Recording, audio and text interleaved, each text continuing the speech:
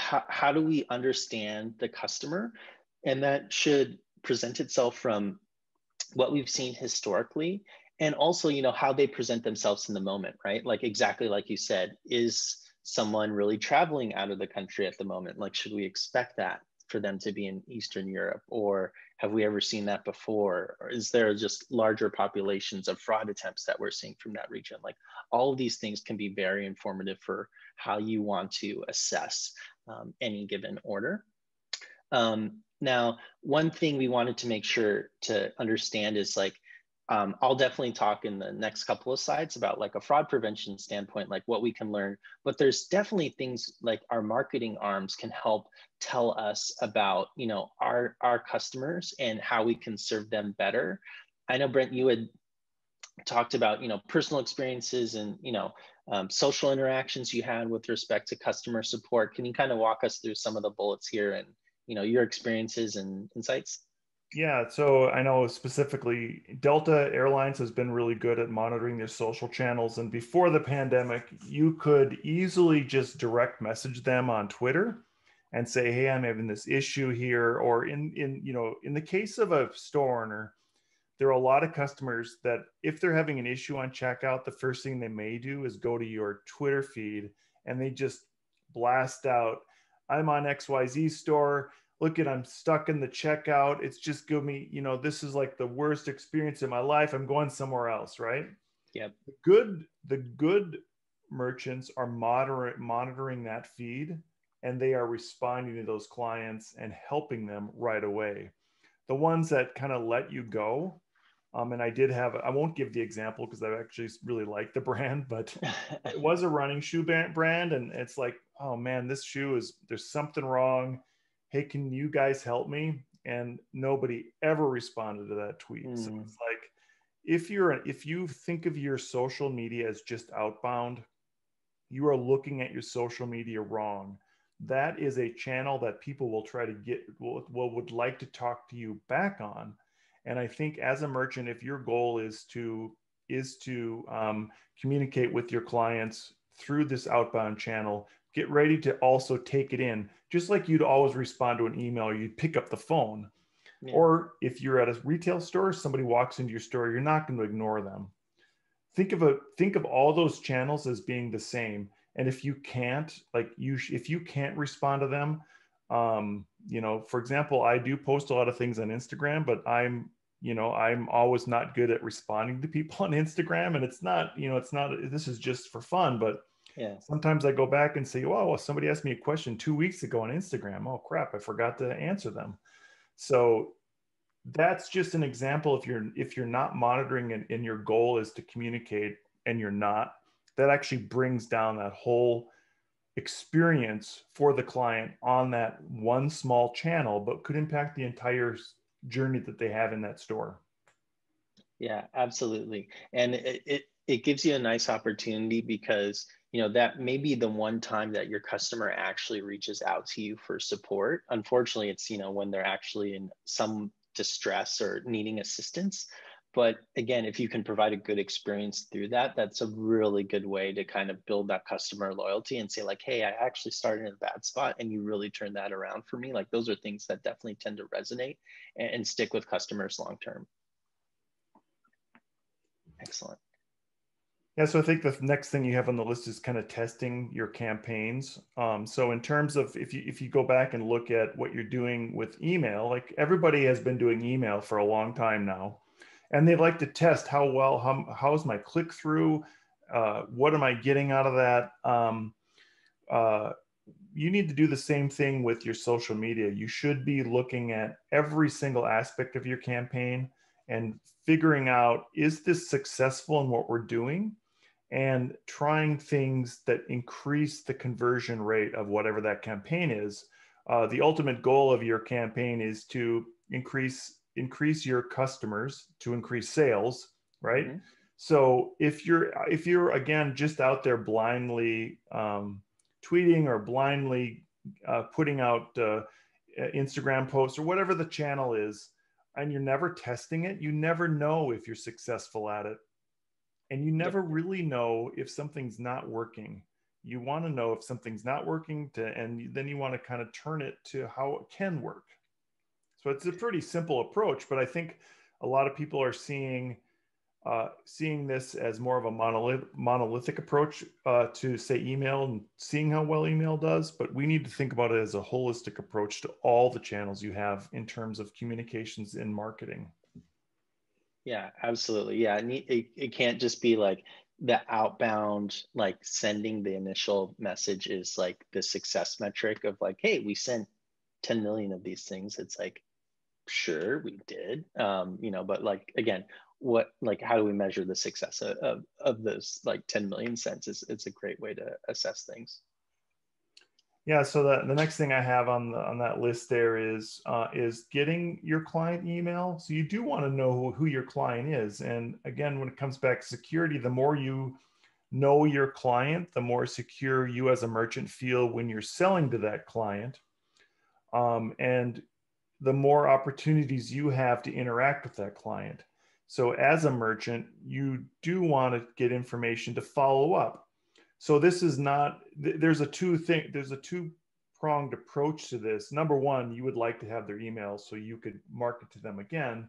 But number two, you would like to also thank them for coming to you with this question and following up with something that may not be related directly to sales, but related to customer service and support and all the things that you're happy about with your client. So, going back to Delta again, when I interact with them on Messenger, like now they have a whole texting thing, I immediately get a survey, and it's a little bit annoying, but I usually fill them out. Like in the final question that they always say is, would you hire this person if they came to you for a job? Right. So if you have a really bad experience, you're like, no way, I'm never going to hire them. But if you had a great experience, you'd say, yeah, these people were fantastic. Of course I would hire them. So going back to like getting to know your client, get their email address, all those things help you learn what you're doing and if that is successful or not. And if you don't measure that, you're never going to know. Yeah, absolutely. Yeah, it's that idea kind of spills over to the fourth bullet, just as a personal overshare. I'm in the market for a new mattress at the moment. And I've been shopping and I've noticed that some of the sites I'll go to, in order to get, a sense of like total bill with like taxes and stuff, it's like, hey, give us your name, your email address. I'll go look at some other site for some other mattresses, things like that. But ones that did collect an email and kind of know who I am have been like reaching back out to me like, hey, did you forget to buy this like super comfortable latex, blah, blah, blah. And it's something like I probably should have understood they would do, but I'd say kudos to them for making me like keep that mind share of, I'm talking about it on a recorded webinar now. Like, hey, yeah, maybe I did really like something about this mattress where I would actually want to purchase from them, or it's keeping them, in the short list of considerations. So really something that's important, I think, for a lot of merchants to do, and don't feel like cart abandonment necessarily is the end of that life cycle, provided you put effort into getting that customer back. Yeah, and I think the biggest point you've made there is if you test to see what your competitors are doing, and their competitors are doing that's something attractive to you, that's something you should also be trying.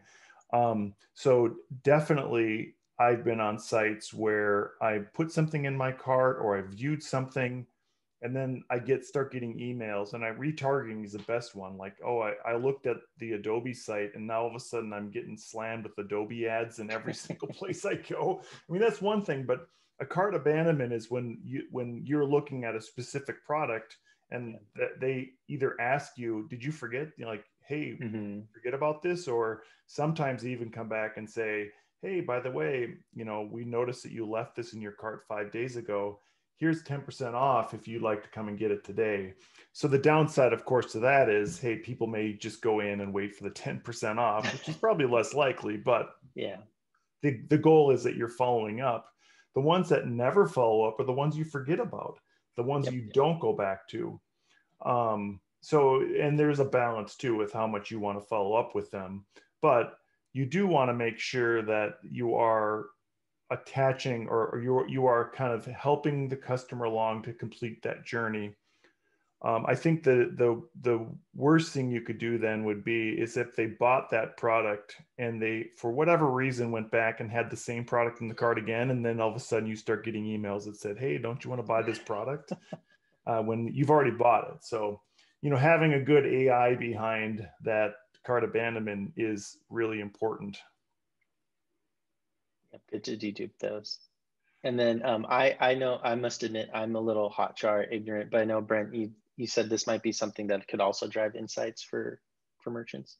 Yeah, and yeah, we're also new to Hotjar. We've started using it in the last 6 months or so, and it's been very interesting to see where people go and what people click on, and then watching. They do sort of a scrubbed down version of, if somebody's been on their site, you can view a recording of what they've been doing to see what people click on. Like, people will scroll all over the place, and sometimes they're clicking on some text that are like, wow, I didn't realize it. Or I think just from a heat map standpoint, you can see on a page where everybody's clicking or where some people aren't clicking.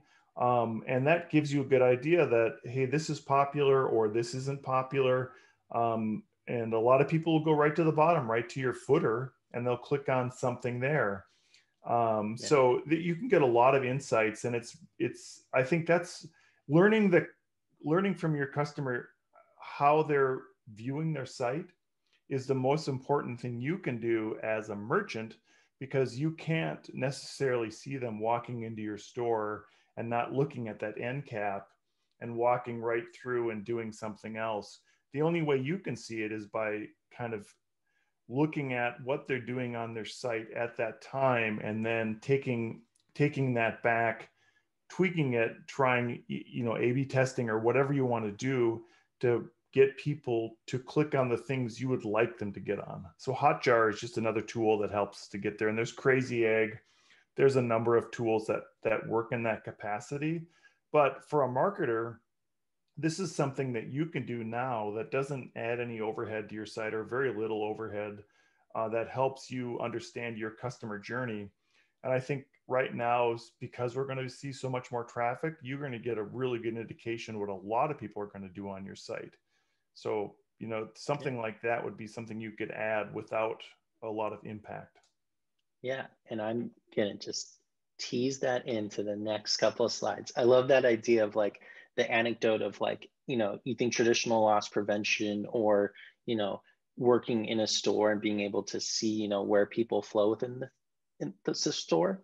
The same anecdote going online is very similar. There's a lot of like navigational behavioral insights that you can take when, dealing with e-commerce. So if you think about, tracking the path someone takes, what kind of quantities they order, what items they tend to search for, shipping methods, et cetera, et cetera.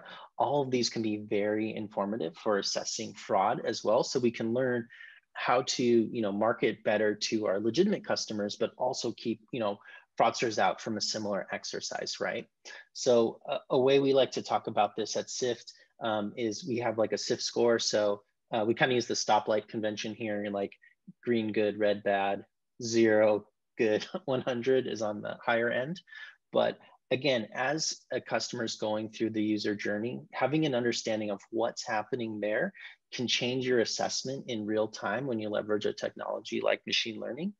And again, what you're trying to do is map that back to what you have an understanding of, either historically for this customer or for like your merchant site overall, right? So if, hey, we tend to observe that accounts with older email ages are, less risky, that could affect review in a certain way. If we expect a certain browsing time for people to shop online, and deviations from there may change our assessment. And of course, if we have like strong correlations or linkages to past fraud, then that could also change the experience you elect to provide this, fraudster. Or conversely, a legitimate consumer that you actually want to serve, maybe someone that, again, if you're trying to shave those seconds we talked about earlier, expediting checkout, removing certain fields, just getting them through the funnel as quickly as possible becomes really important. Yeah, I think an interesting one that you've brought up in the past is just browsing items on sale, like browsing certain items and looking for Mm-hmm. that deal and spending extra time on that would be a good indicator that if somebody's just going right to the most expensive thing and buying it, that it might not be them. I never really thought about that metric, but I really think I Yeah. like that analogy. Yeah, absolutely. Like it's a kind of a tried and true thing, so it's a little long in the tooth, but a lot of times what you'll tend to observe from fraudsters is they'll go to the higher priced items and like kind of max quantity out, or they'll do like max quantity -1 because they're like, oh, to buy the most expensive thing in the highest quantity is a little too suspicious, so I'll just order one less than that. But yeah, agreed, where, you know, if you're thinking about a normal consumer is usually looking for a deal. I know if you were to if SIFT were to dissect my purchase behavior, I usually try to find promotion codes as much as possible. So like on the checkout page, I'm probably punting like, you know, 5 or 6 just to see what the biggest discount I can get is. But that would be an interesting way to observe me in a similar sense. So it's like, if I can't get something on sale, I'm going to try and get it at the tail end on checkout. Yeah, they have yours dialed into make sure he waits 12 hours in checkout because he's gone off to look for coupon codes. Pretty much. Yeah, I know. They got me pegged. Um, and again, like as a kind of holistic way, you can kind of think about this for your own sites or your own e-commerce like world is, again, Brent and I are just kind of encouraging you to consider using more of this information, right? You may already be tracking this, you know, from a marketing perspective, if you're using a technology like SIFT from a fraud side, but all of these things in concert together really give you a richer understanding of your customers. And then, you know, what you necessarily want to do with those customers, which is kind of where we get to like actually improving the customer journey. Apologies again, this may be a little more US centric example, but I'm hopefully this, you know, this person is a little more, you know, universally known. So we've talked about leveraging technology. What are you going to do with it? And this is kind of my holiday appeal to you all. So if we kind of have 3 true populations as represented by our 3 different Grinches here, you kind of have your naughty, you're nice, and then maybe someone that you actually just need to verify. Like in Brett's example, this might be someone you actually want to get on the phone with, or, you know, request them to contact you back. And not surprisingly, you kind of map these back to how you want to treat the orders or the interactions you have with these customers too, right? Your nice customers, those that seem a little lower risk or you have a strong confidence in from like marketing insights, these are people that you generally want to work with. You want to encourage them to buy. So you want to allow them, you know, as much access and, you know, purchases as possible. If you actually need to verify, you know, potentially on a really high value order or something that's a little atypical, you don't need to block out, right? But something that maybe you just get in touch with that consumer about and understand if this is actually a legitimate order. And then of course, if someone is actively, you know, trying to defraud your website, if you have these understandings, you know, people like fraudsters tend to do this not just once but many times over. These are things that you should start blocking, like especially all those future events. Like you can learn about what to block, like that's always valuable, but all those subsequent blocks is really where you find a lot of value over time. And I've actually heard that when the reason the Grinch was so crabby in the show is because he originally went onto an e-commerce site to buy his sled that he had to use to deliver, and he got blocked when he was completely Yes. legitimate. Yes. And so, you know, if you can speak to that person and grow their heart a little bit, you can really change them. So again, just it comes full circle. Like this is how you can improve, you know, a lifetime customer and, you know, get them out with all your happy other who's its and what's its. Yeah, lifetime customers through Dr. Seuss. Exactly. um, So one thing, you know, Brent and I talked about quite a lot in talking about like a holidays webinar is, you know, a lot of times when we'll talk with merchants, they're like, hey, we're heading into a code freeze. December is kind of like nothing really happens. You're talking to us on November the 4th. Like, can we even do anything realistically? I would argue yes. There's a lot of ways that you can achieve this. Magento and SIFT has an integration. So if you're already leveraging Magento's services, we can kind of plug into there like you would any other Magento plugin there. SIFT is also, just launched a connected hub. So if you work with certain payment providers or something, you can feed particular attributes into, our machine learning systems. And then, Magento also offers, services to actually review the performance of your website to understand, you might not be able to institute all fixes, but there are probably certain small things that you can get pretty meaningful wins over. Brent, do you feel like there's still time? I'm certainly making my appeal here, but are you feeling that as well when we talk to the audience today? Yeah, absolutely. I think, from a performance standpoint, a lot of at this time of the year, maybe you're as a merchant, maybe your staff has grown in terms of marketing and things like that. And sometimes large images can creep into your homepage, or sometimes people have this idea that loading a carousel with 5,000 products is a great idea to stick on your homepage. Magento does allow you to do a lot of these things that without proper testing and maybe without a lot of knowledge will slow your site down. So some simple things like just doing a performance review, targeting your homepage and maybe some of your product pages are something that you can do now. And you can learn, oh yeah, I can see that there's 7 large images that are more than a gig each that are just like, that's why our site is so slow. So Yep. some of those things that it's now you're in code freeze, so no, we can't do a lot of programmable changes on your homepage, but you could look at that and say, I can increase my performance by doing XYZ, and all those things are at the admin level. All those things are done by our team, and stripping out some of the things that were in there that were causing that heavy page load can be done without the intervention of a developer. And I think those are the most important things to look at what you can do now in terms of performance. I will say that installing the extension for SIFT is very light. So if you were doing one last little code push right now and you wanted to get that in, that is something that you could definitely do now, and have that fraud prevention in advance of a big holiday sales wave.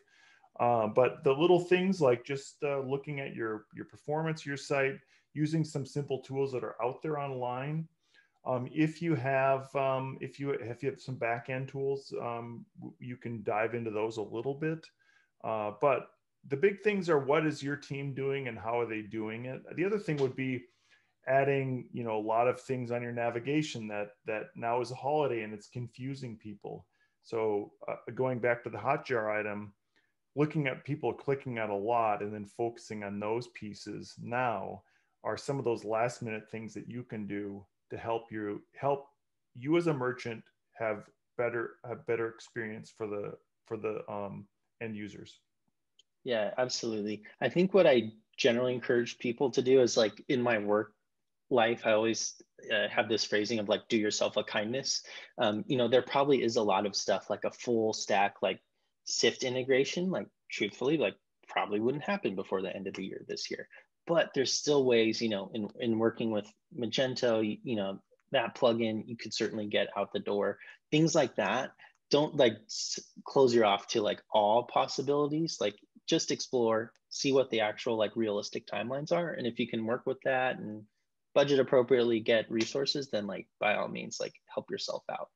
And of course, if you want more information, Brent and I are available, or you can check out our websites, things like that.